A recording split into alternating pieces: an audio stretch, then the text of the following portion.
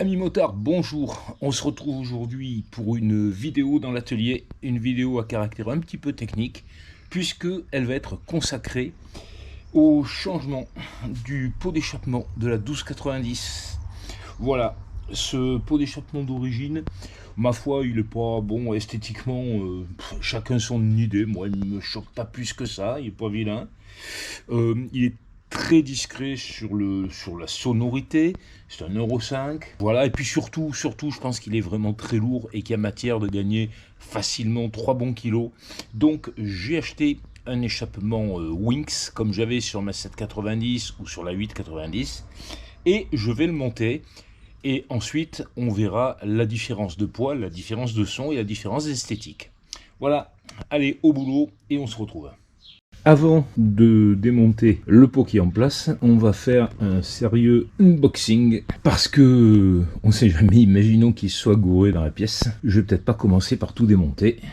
On va vérifier. Dans le carton, nous avions au fond le pot d'échappement qui est ici, que je sortirai tout à l'heure de sa grosse poche en plastique parce que j'ai pas envie de risquer de l'abîmer en le posant par terre. Et puis nous avions ici un carton avec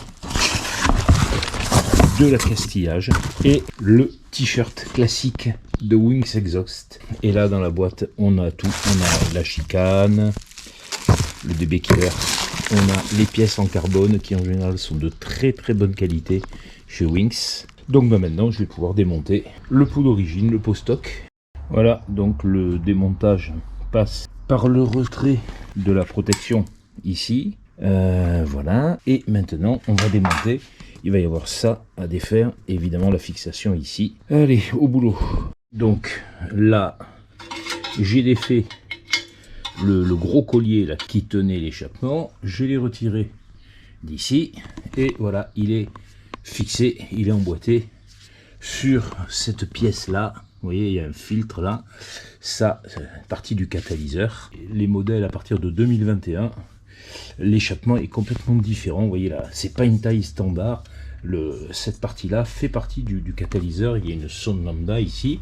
Donc maintenant que c'est fait, il va falloir remettre le nouvel échappement. Voilà, le pot Winx est monté. J'ai le DB Killer dans la main là que je vais monter à l'arrière. Ça c'est une formalité.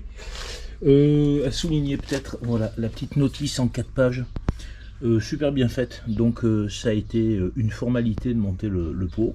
Alors pour l'esthétique, bah, chacun jugera. Allez, je termine le montage du DB Killer et je vous reprends.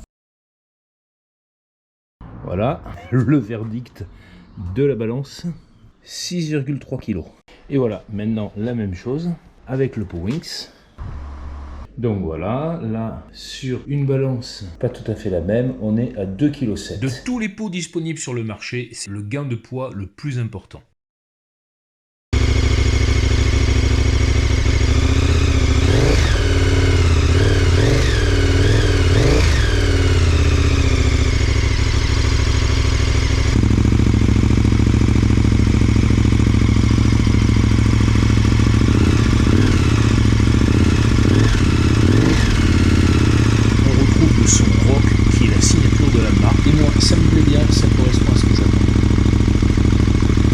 Quand j'ai commandé le pot, j'avais lu qu'il n'était pas homologué et pourtant j'ai reçu avec le colis un certificat d'approbation européenne et puis les références sont reprises sur une plaque métallique derrière le pot lui-même. Donc à mon avis, je pense que c'est une homologation européenne. Il m'a coûté au total 707 €, pas le moins cher. Néanmoins, c'est une très belle qualité de fabrication. Je crois que ça vaut un Akrapovic sensiblement moins cher. J'ai fait 6500 km avec ce pot. Il correspond bien au bruit que j'attendais, pas trop violent. Et il contribue, je pense, au plaisir que j'ai dans la conduite de cette 1290 SAS. J'espère que cette vidéo vous a plu, qu'elle vous a été utile. Si c'est le cas, n'hésitez pas à mettre un pouce bleu. J'aimerais bien avoir vos avis dans les commentaires. Si vous avez un autre pot, si vous avez des questions sur celui-là, c'est intéressant, ça permet à tout le monde d'en profiter. J'espère vous revoir sur d'autres vidéos de la chaîne, en particulier les vidéos de voyage. N'hésitez pas à vous abonner, cochez bien les notifications, sinon vous ne serez pas averti des nouveaux films qui sortent. Je vous dis à bientôt et un road trip sinon rien.